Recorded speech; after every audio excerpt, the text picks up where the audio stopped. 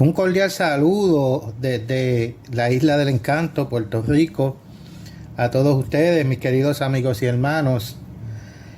Hoy quiero hablar sobre la ley de Dios. ¿Le es lícito o le es permitido al cristiano quebrantar la letra de la ley de Dios?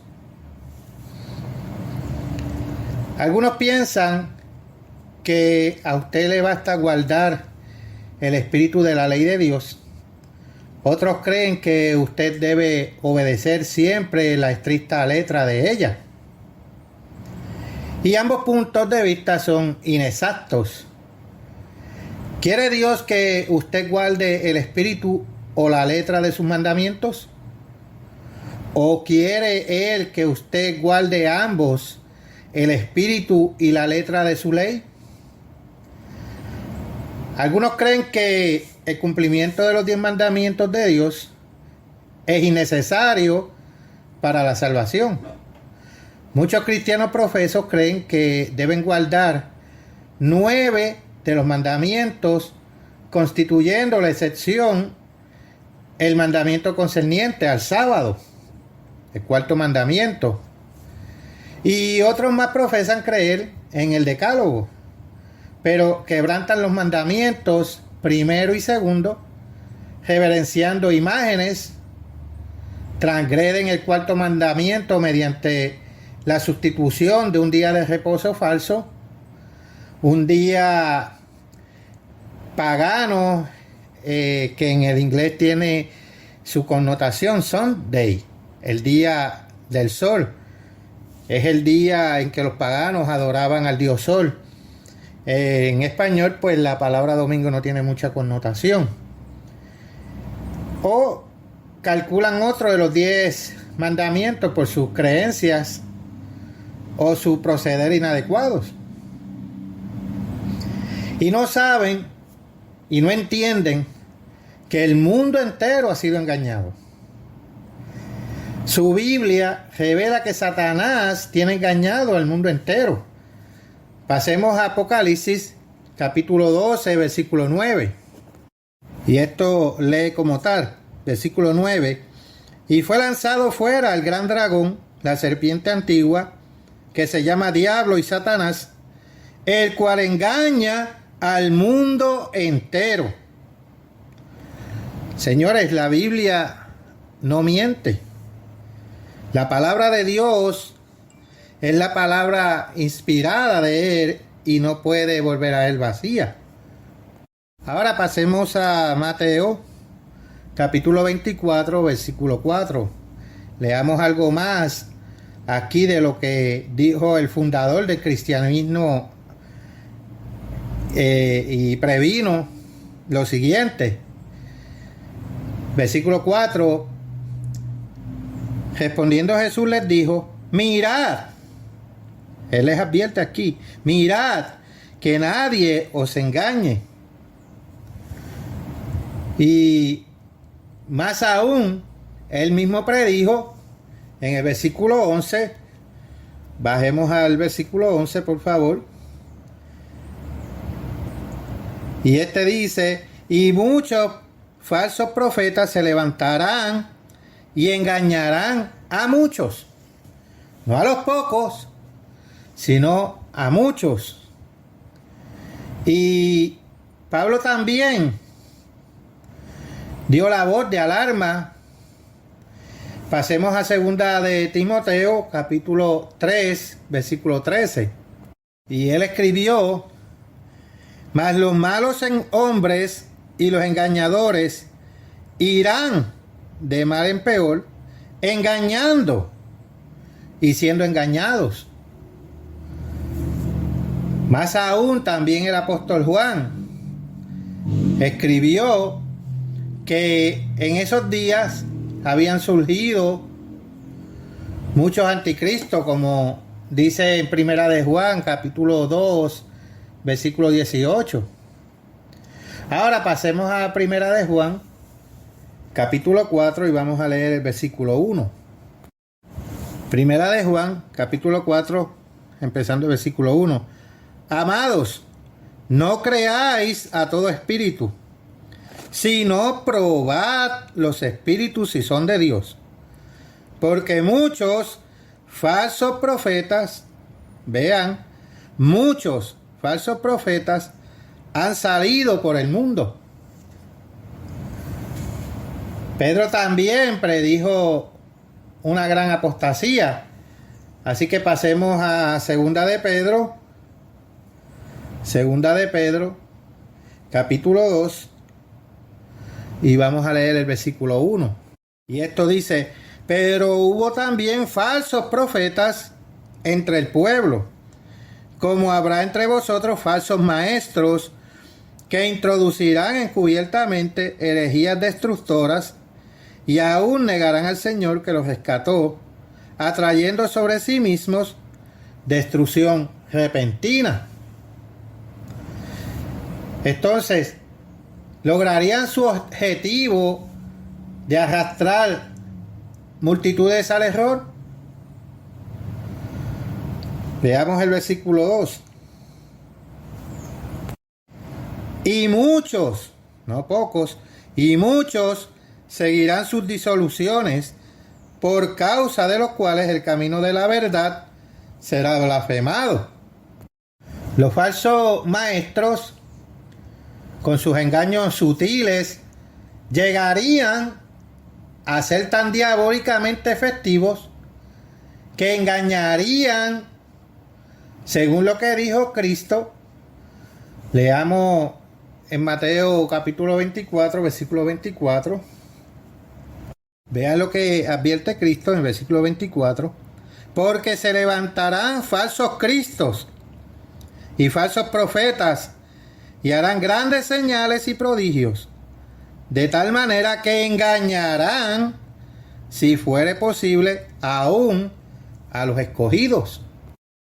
Ya algunos de los escogidos habían escuchado a los falsos maestros y habían quedado en situación crítica.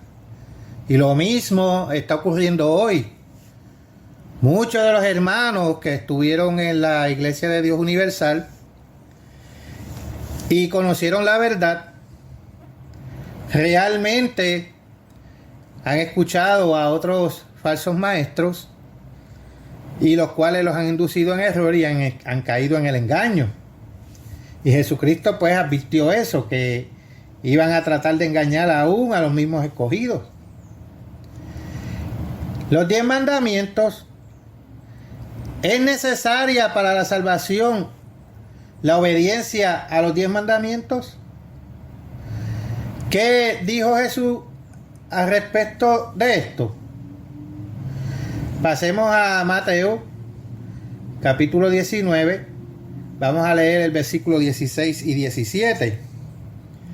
Y esto dice: entonces vino uno y le dijo: Maestro bueno, ¿qué bien haré para tener la vida eterna?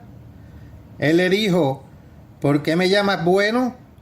Ninguno hay bueno, sino uno, Dios. Mas si quieres entrar en la vida, guarda los mandamientos. Y cuando este joven rico se le acercó y le preguntó eso, Jesús fue bien específico. Le dijo que guarde los mandamientos. Ahora continuemos leyendo el versículo 18.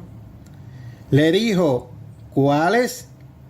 Y Jesús les dijo: no matarás, no adulterarás, no hurtarás, no dirás falso testimonio, honra a tu padre y a tu madre, y amarás a tu prójimo como a ti mismo.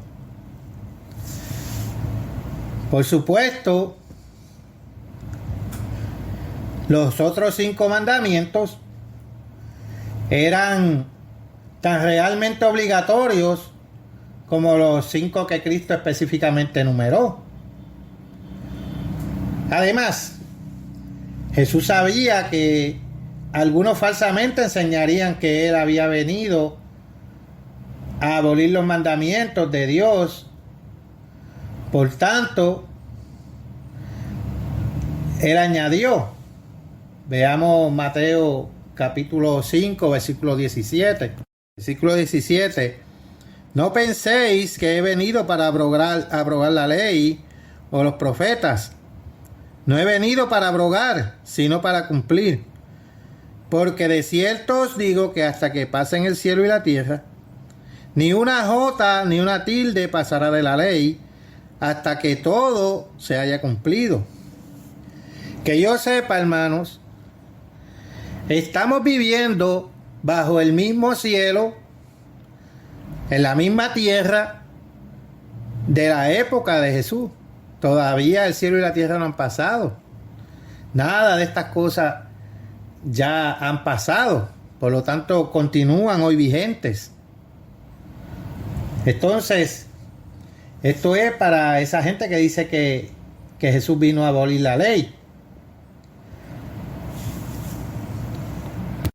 Entonces Jesús previno en el versículo 19, de manera que cualquiera que quebrante uno de estos mandamientos muy pequeños y así enseña a los hombres, muy pequeño será llamado en el reino de los cielos. Mas cualquiera que los haga y los enseñe, este será llamado grande en el reino de los cielos. ¿Cuál de estos mandamientos supondría usted que es el más pequeño? ¿El cuarto mandamiento? ¿El segundo? ¿El tercero? Cristo no abrogó la ley de Dios. Antes bien, Él la magnificó y la hizo gloriosa. Por favor, pasemos a Isaías, capítulo 42, versículo 21. El Eterno se complació por amor de su justicia en magnificar la ley y engrandecerla. Pero, ¿cómo magnificó Él la ley de Dios? Advierta usted cómo magnificó Cristo el sexto mandamiento. Pasemos a Mateo capítulo 5 y vamos a leer el versículo 21 y 22. Y Él dijo: oísteis que fue dicho a los antiguos, no matarás, y cualquiera que matare será culpable de juicio. Pero yo os digo que cualquiera que se enoje contra su hermano será culpable de juicio, y cualquiera que diga necio a su hermano será culpable ante el concilio, y cualquiera que le diga fatuo quedará expuesto al infierno de fuego. Veamos también lo que escribió el apóstol Juan en Primera de Juan, capítulo 3, versículo 15. Dice: todo aquel que aborrece a su hermano es homicida, y sabéis que ningún homicida tiene vida eterna permanente en él.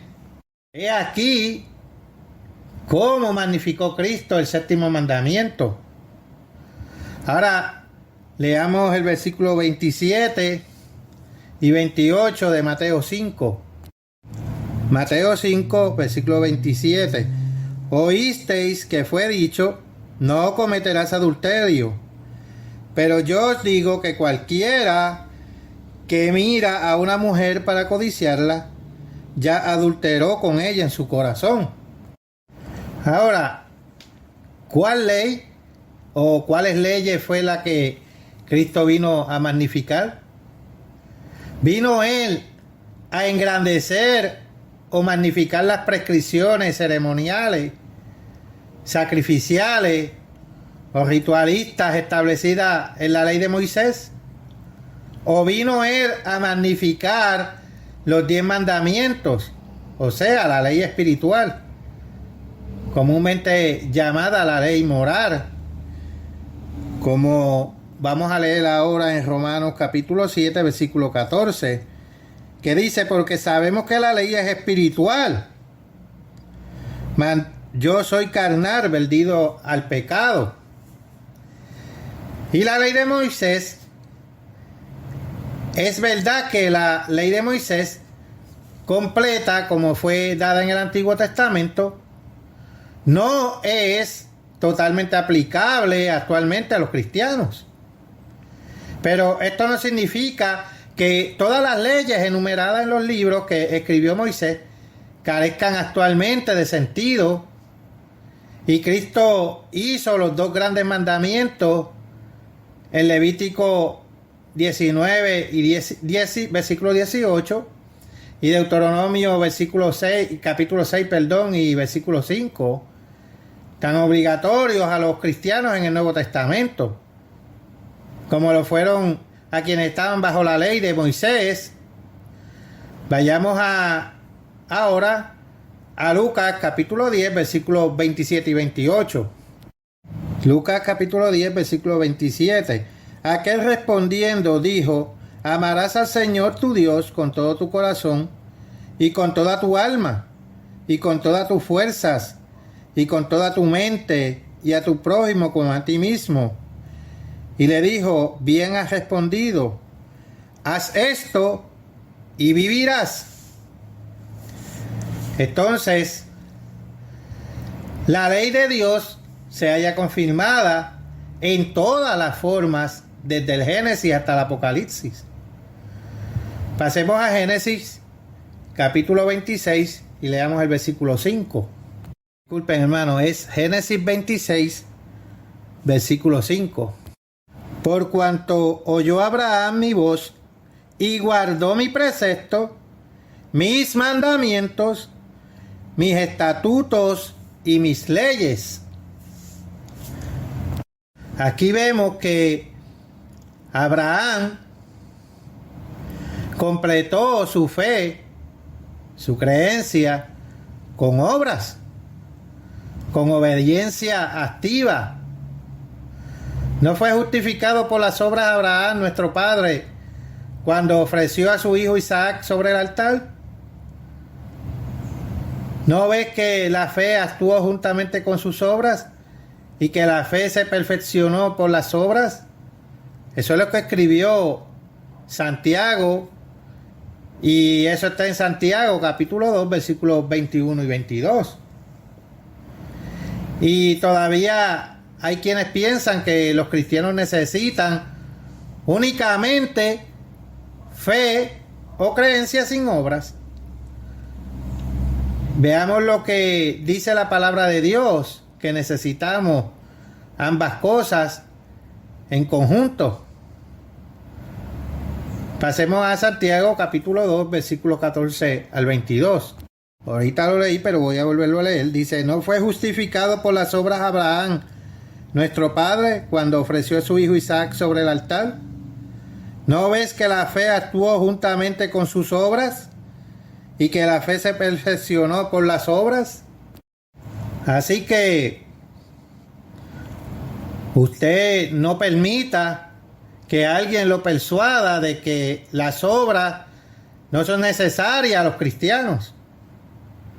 El Nuevo Testamento revela que un creyente no necesita guardar toda la ley de Moisés, pero eso no significa que ninguno de los mandamientos de Moisés sea obligatorio al cristiano.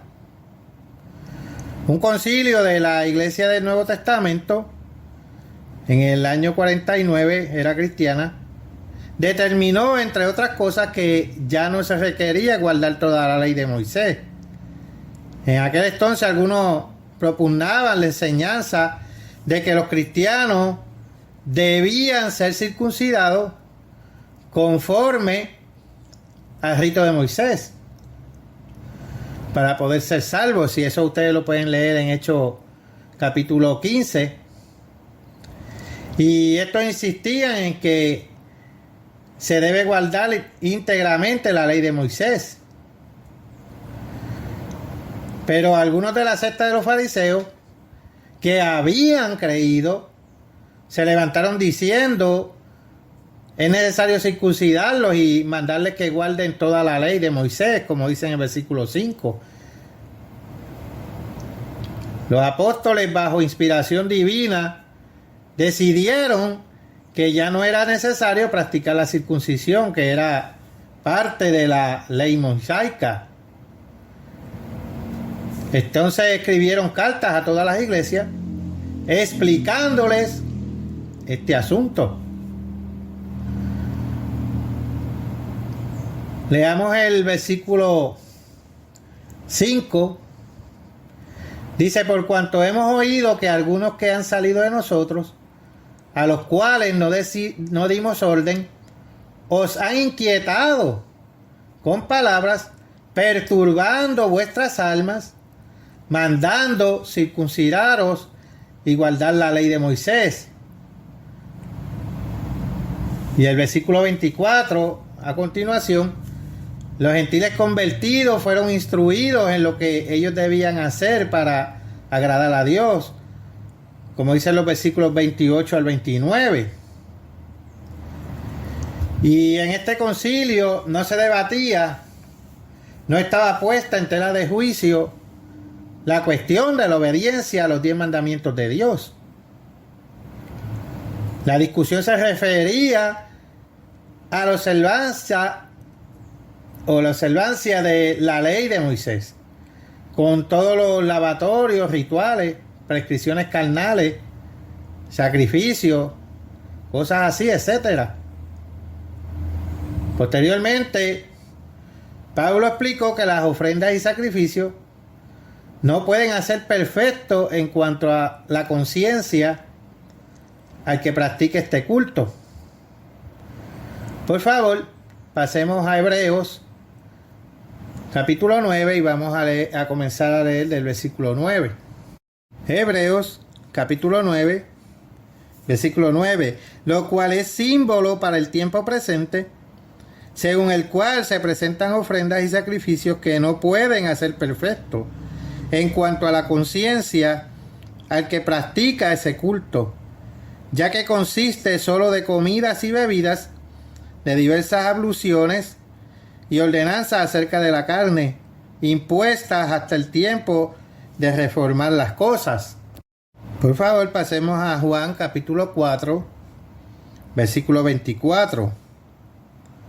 Dios es espíritu, y los que le adoran en espíritu y en verdad, es necesario que adoren. Jesús enseñó a los hombres a adorar a Dios con el corazón. Veamos el significado de la ley. Mucha gente está bien confusa en lo que respecta al significado de la palabra ley. La palabra hebrea traducida como ley es Torah, y la palabra griega correspondiente es nomos. El término ley, Torah o nomos, es demasiado amplio y puede significar cosas muy diferentes.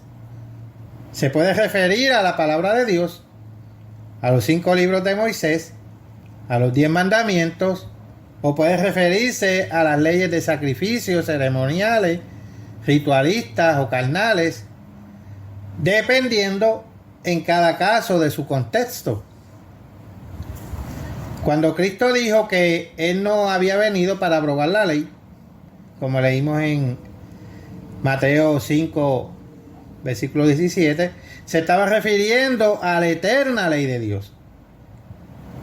La eterna ley de Dios, la espiritual o moral, no a las leyes ceremoniales de sacrificios ritualistas o carnales contenidas en la ley de Moisés. Asimismo, cuando Pablo habló de la ley, unas veces se refirió a los 10 mandamientos y en otras ocasiones se refirió claramente a las leyes menores contenidas en la ley de Moisés. Por favor, pasemos a Romanos capítulo 7 y vamos a leer los versículos del 1 al 25 y adviertan ustedes cómo él alude a los 10 mandamientos en el contexto. Romanos capítulo 7, vamos a leer desde el 1, versículo 1 hasta el 25. Versículo 1. ¿Acaso ignoráis, hermanos, pues hablo con los que conocen la ley, que la ley se enseñorea del hombre entre tanto que éste vive? Porque la mujer casada está sujeta por ley al marido mientras éste vive. Pero si el marido muere, ella queda libre de la ley del marido. Así que, si en vida del marido se uniere a otro varón, será llamada adúltera. Pero si su marido muriere, es libre de esa ley. De tal manera que si se uniere a otro marido, será adúltera.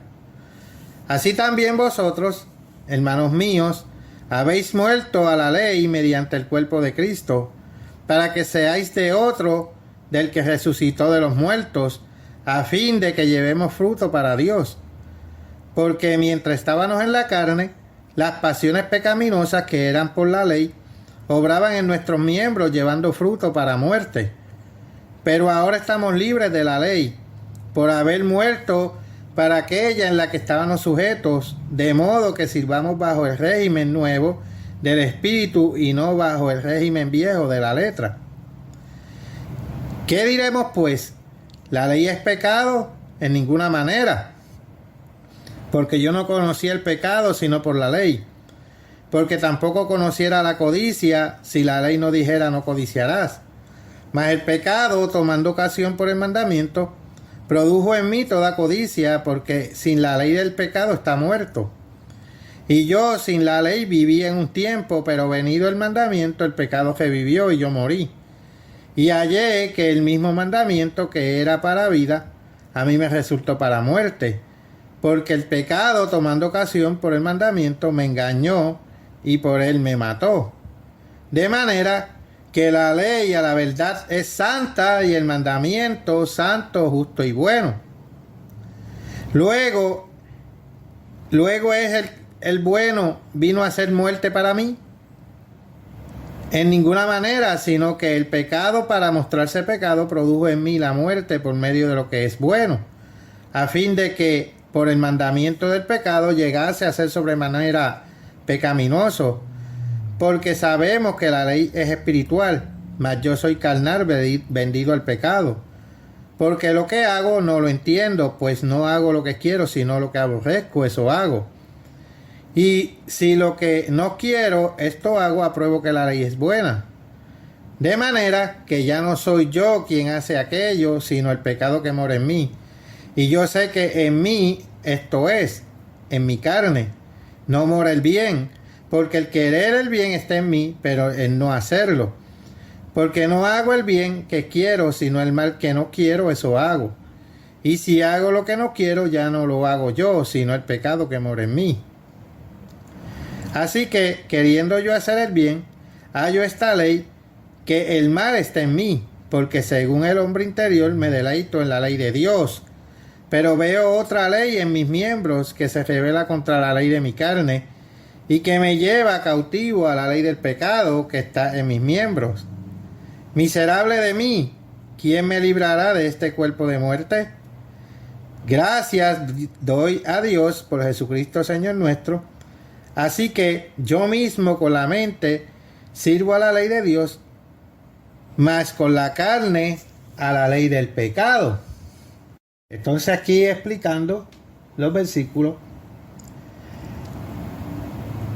él dice, no conocía el pecado. Pablo escribió, sino por la ley, porque tampoco conociera la codicia si la ley no dijera no codiciarás, en versículo 7. La ley fue mencionada aquí, es obviamente la de los 10 mandamientos. De esta ley, Pablo dice, de manera que la ley a la verdad es santa y el mandamiento santo, justo y bueno, en el versículo 12. Además, él llanamente dice, porque sabemos que la ley es espiritual, en el versículo 14. Si la ley de los 10 mandamientos es espiritual y es santa, justa y buena, aquí Pablo no está hablando de las leyes ritualísticas, ceremoniales, de sacrificios o carnales contenidas en la ley de Moisés. Antes bien, claramente, él se refiere a los 10 mandamientos en el versículo 7. Las leyes menores contenidas en la ley de Moisés fueron un yugo, no así los 10 mandamientos. Antes bien, estos son llamados, como dice Santiago, en Santiago capítulo 1, versículo 25, que la perfecta ley, la de la libertad. Santiago también se refiere al segundo gran mandamiento como una ley real. En Santiago capítulo 2, versículo 8. Y en los capítulos primero y segundo de su epístola, Santiago alude con toda claridad a la ley espiritual de Dios, sintetizada en los dos grandes mandamientos y explicitada en los 10 mandamientos. ¿Pensó Santiago que algunos de los 10 mandamientos fueron abolidos? Leamos Santiago capítulo 2, versículo 10. Y dice: porque cualquiera que guardare toda la ley, pero ofendiere en un punto, se hace culpable de todos. Los 10 mandamientos son como una cadena de 10 eslabones.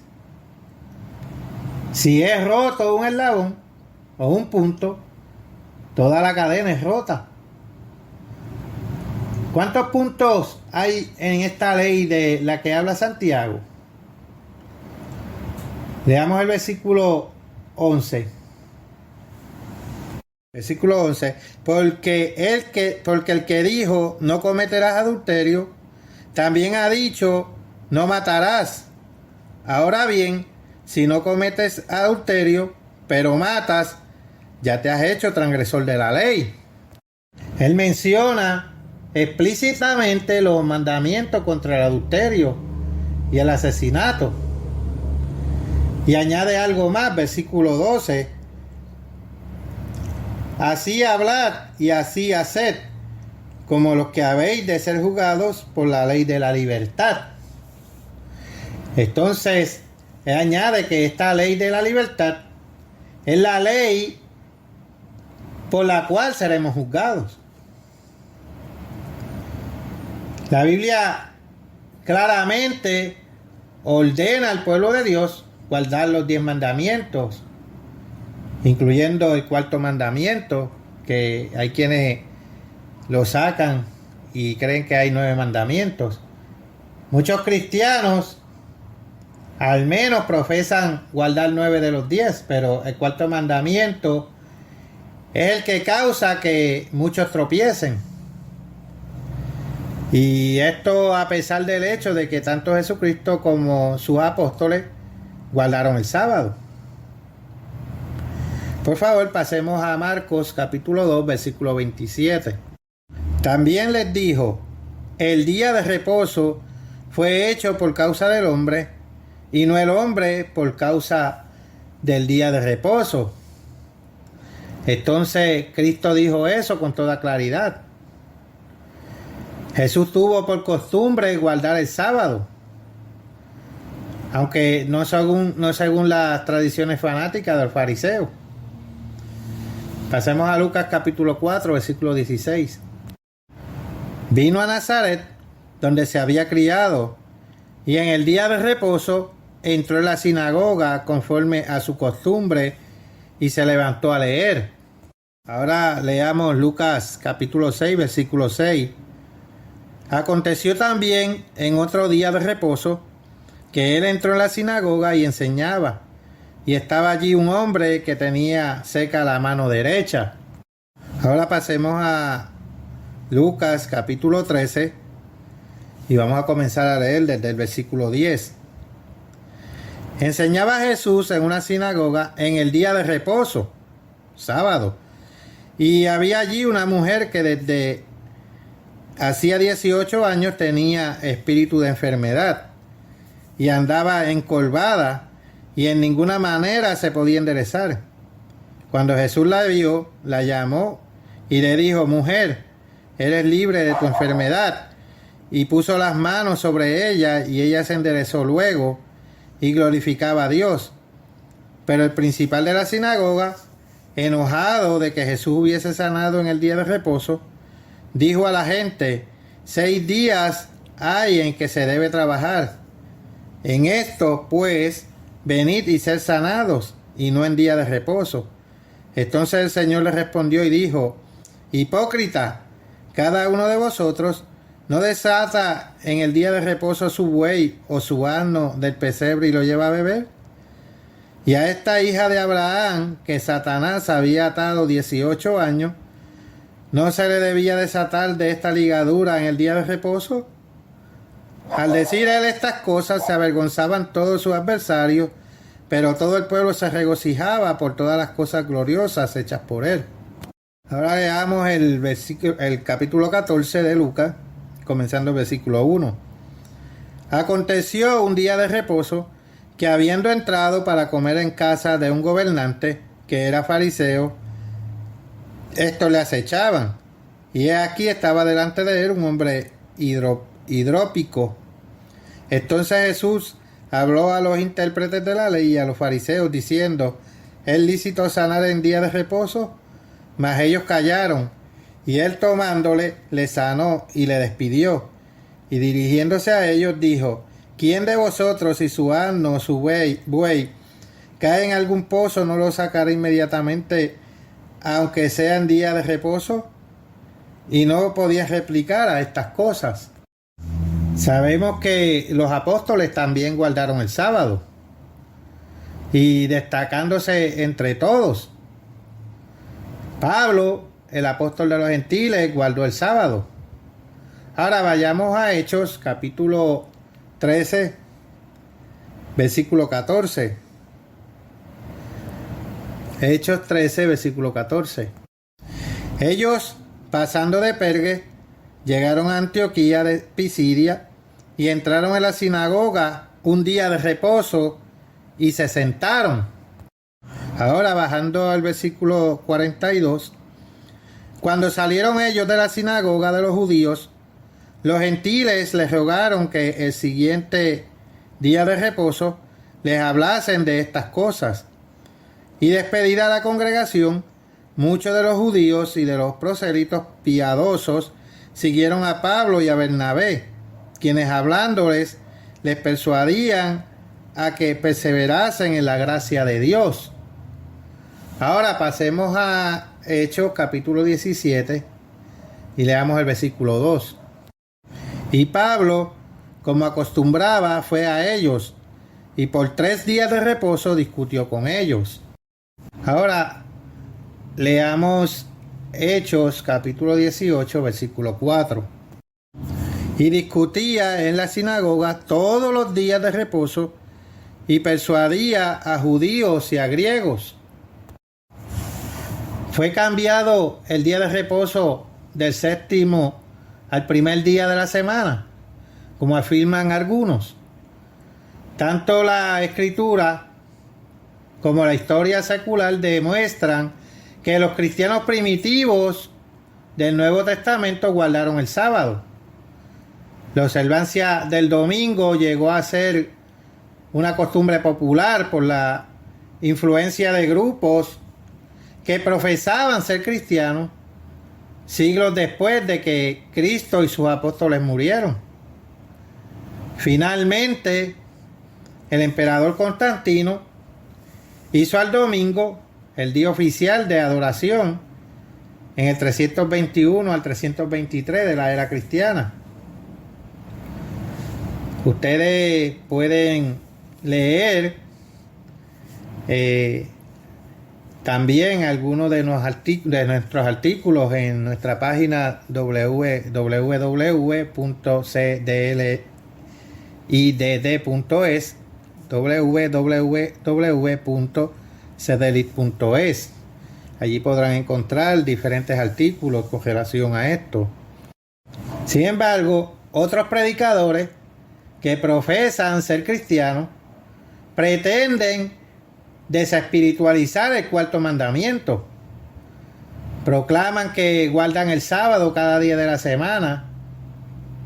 Observe usted cómo es explicado esto por uno de los proponentes de esta falsa doctrina. Enfoquemos ahora nuestra atención al sábado, séptimo día semanal. El sábado es una hermosa institución pero a través de Cristo el sábado físico ha sido reemplazado por un sábado perpetuo que Cristo nos ha dado para que lo guardemos. Ahora estamos experimentando el sábado de Dios cada día de nuestras vidas en un sentido espiritual. Ahora bien, este predicador no aporta prueba escritural a hacer alguna de que Dios haya hecho santo los 7 días de la semana. Carece totalmente de autoridad bíblica para estas aseveraciones antiescriturales. Solo hace humanas aseveraciones dogmáticas sin validez bíblica alguna. Inclusive, este predicador antisábado añade, él decía, el cristiano tiene cada día como un descanso espiritual u observancia sabática y no le es necesario retornar a la observancia de un día a la semana que Israel, bajo la ley de Moisés, estaba compelido a observar. Pero este predicador tiene que demostrar la invalidez de numerosas escrituras, pues Dios dice que el sábado es el día séptimo. Él afirma que el sábado fue hecho por causa del hombre, no nada más para el pueblo judío. Dios declara que este día fue dado como un día de descanso y relajamiento físico, a la vez que como un día de rejuvenecimiento espiritual mediante la adoración a nuestro propio Creador. Aquellos cuya enseñanza es contrario a guardar el sábado de Dios ignoran los ejemplos de Cristo y de Pablo. Vanamente suponen que se pueden guardar los otros 6 días santos cuando Dios no los ha hecho santos. Recuerde, usted no puede guardar agua caliente o fría a menos que el agua haya sido hecha previamente caliente o fría. De manera análoga, usted no puede guardar santo aquello que no ha sido previamente hecho santo. Y el hombre carece de poder para hacer santa cosa alguna. Solo Dios puede hacer santo algo, incluyendo el tiempo. Pero ¿basta guardar el espíritu de la ley? Algunos han concluido que necesitamos guardar únicamente el espíritu de la ley, pero no la letra. ¿Qué decir acerca de esto? ¿Debe un cristiano observar la ley de Dios en cuanto a la letra o en cuanto al espíritu o en ambos sentidos? La Biblia establece con bastante claridad que ahora hemos de adorar a Dios en espíritu y en verdad, lo cual no significa que hemos de ignorar el mandamiento literal, violando flagrantemente la letra de la ley. Cristo enseñó que no solamente debemos no asesinar físicamente, sino aprender a guardar el espíritu de este mandamiento. Debemos no odiar, debemos no asesinar en nuestros pensamientos y en nuestros corazones. No solamente estamos obligados a no cometer adulterio físicamente, sino que también debemos aprender a guardar este mandamiento en cuanto a su finalidad, evitando aún codiciar en nuestros corazones. Cuando nosotros codiciamos a una mujer, cometemos adulterio espiritual. Y cuando odiamos a alguno en nuestros corazones, estamos cometiendo asesinato espiritual, como está escrito en 1 de Juan, capítulo 3, versículo 15. Para que guardemos los mandamientos en nuestros pensamientos y en nuestros corazones, según la real finalidad y el verdadero propósito inherente a la ley, también debemos guardar la ley en lo que respecta a su letra. ¿O acaso podemos cometer adulterio o asesinatos físicos y pensar de ello, obedecer la finalidad espiritual de estos mandamientos? Por supuesto que no. Y esto mismo tiene aplicación respecto al cuarto mandamiento. Realmente hemos de guardar el sábado en el espíritu, no haciendo vuestras propias cosas en dicho día. Veamos lo que nos dice Dios en cuanto a eso.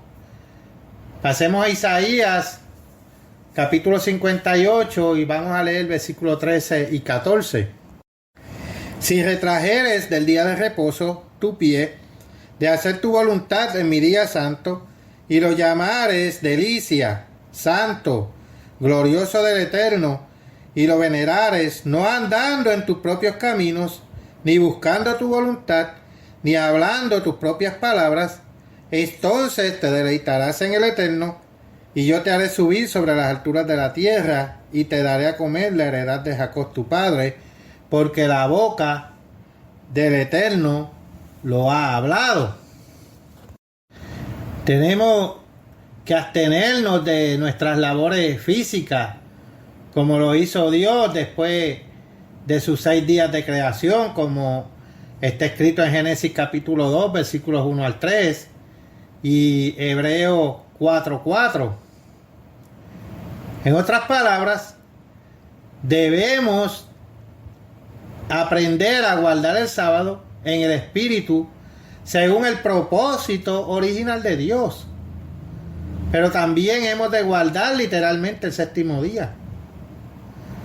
No podemos guardar el sábado en nuestros corazones si continuamos nuestras ocupaciones o negocios habituales o en nuestros pasatiempos mundanos o en otras actividades similares, y no en la observancia acorde al espíritu y finalidad de este día santo.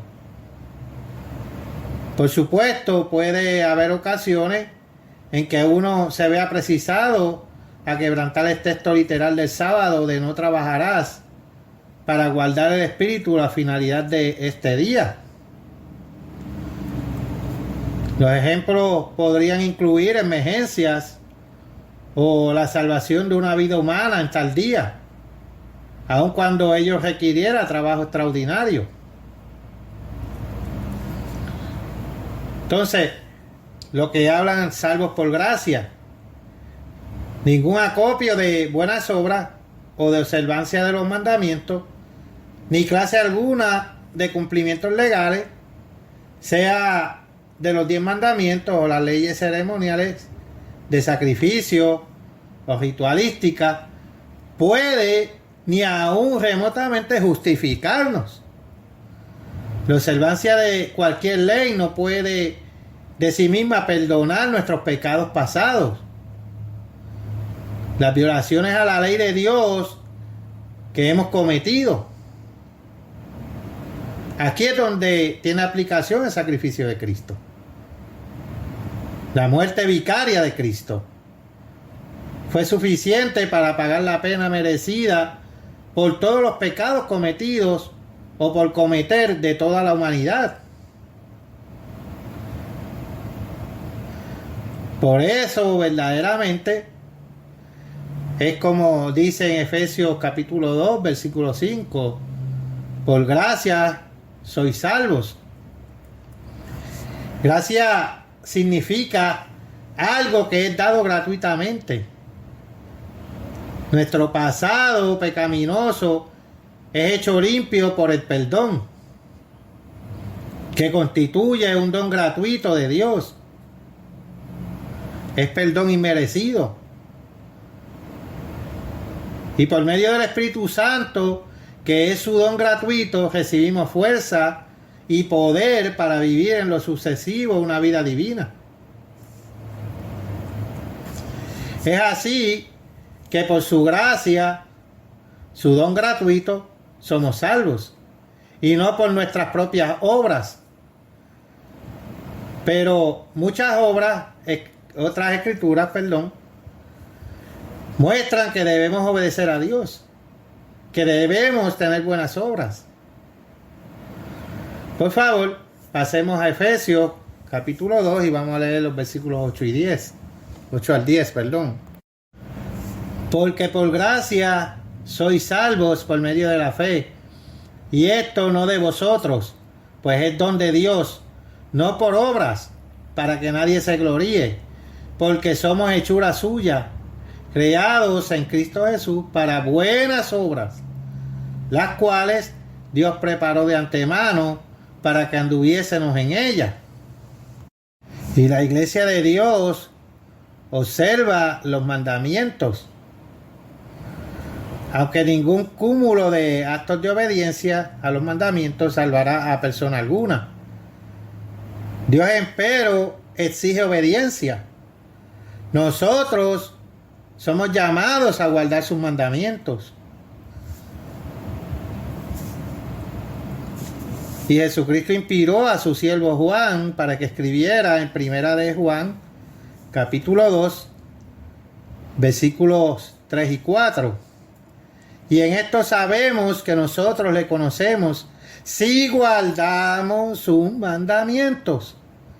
El que dice yo le conozco y no guarda sus mandamientos, el tal es mentiroso y la verdad no está en él. Pero el cristiano debe ir más allá de lo que le es mandado, yendo más allá del deber. Por favor, pasemos a Lucas capítulo 17, versículo 10. Y esto dice, y cualquiera cosa que pidiéramos, la recibiremos de él, porque guardamos sus mandamientos y hacemos las cosas que son agradables delante de él. Y eso lo dice Primera de Juan también, 3:22. Además, el mismo apóstol Juan fue inspirado para revelar que la verdadera iglesia de Dios sería una iglesia observante de los mandamientos. Por favor, pasemos a Apocalipsis capítulo 12 y leamos el versículo 17. Entonces el dragón se llenó de ira contra la mujer y se fue a hacer guerra contra el resto de la descendencia de ella. ¿A quiénes? ¿Quiénes son esta gente? ¿Quién es esta iglesia? Los que guardan los mandamientos de Dios y tienen el testimonio de Jesucristo. Ahora pasemos a Apocalipsis capítulo 14 y leamos el versículo 12. Dice, aquí está la paciencia de los santos, los que guardan los mandamientos de Dios y la fe de Jesús. Es importante la observancia de los mandamientos. ¿Determina Dios que guardemos sus 10 mandamientos todos los días? ¿Seremos bendecidos si guardamos sus mandamientos, o bien, como algunos pretenden hacerlo creer, al guardarlo estaríamos bajo una terrible maldición? ¿Qué dice Dios al respecto? Por favor, pasemos a Apocalipsis capítulo 22, versículo 14. Y esta vez lo voy a leer de la versión Reina Valera del 1909. Y dice, bienaventurados son los que guardan sus mandamientos, para que su potencia sea en el árbol de la vida y que entren por las puertas en la ciudad.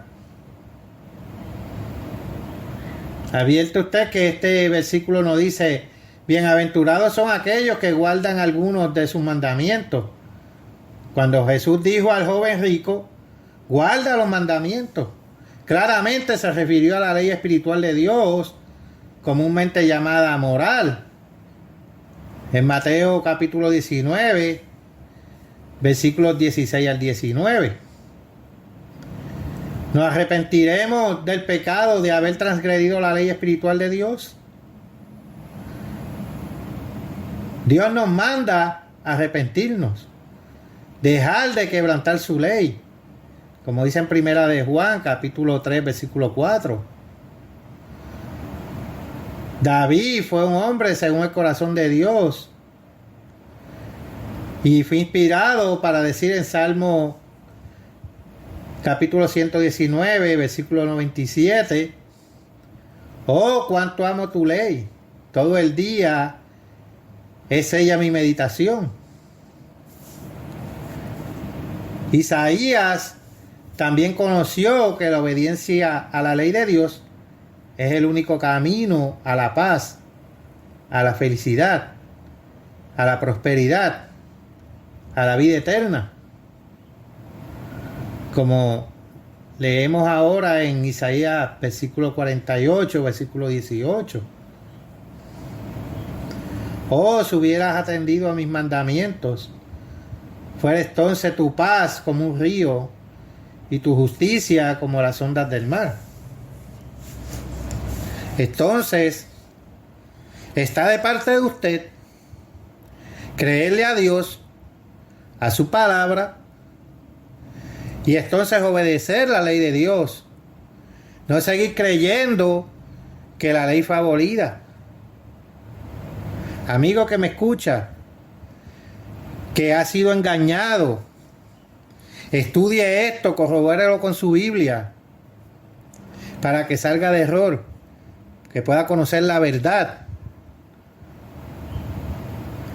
Está de ustedes, aquellos que una vez estuvieron en la Iglesia de Dios Universal y están en dispersión, que han tenido todo tipo de doctrina que vuela por el aire y están en la posición de la era de la Odisea, que se creen ricos y que todo lo tienen y que todo lo saben, y muchos de ellos con un espíritu tibio, lo cual serán vomitados de la boca de Dios.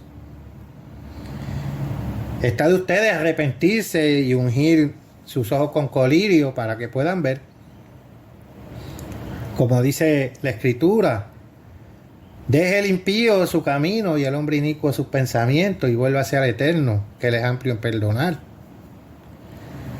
Está de usted creer o no creer, y está de usted obedecer a Dios, cumplir con sus mandamientos, estatutos y preceptos. Hasta aquí este sermón. Les habló Carlos D. Aponte de la continuación de la Iglesia de Dios. Hasta la próxima, mis queridos amigos y hermanos.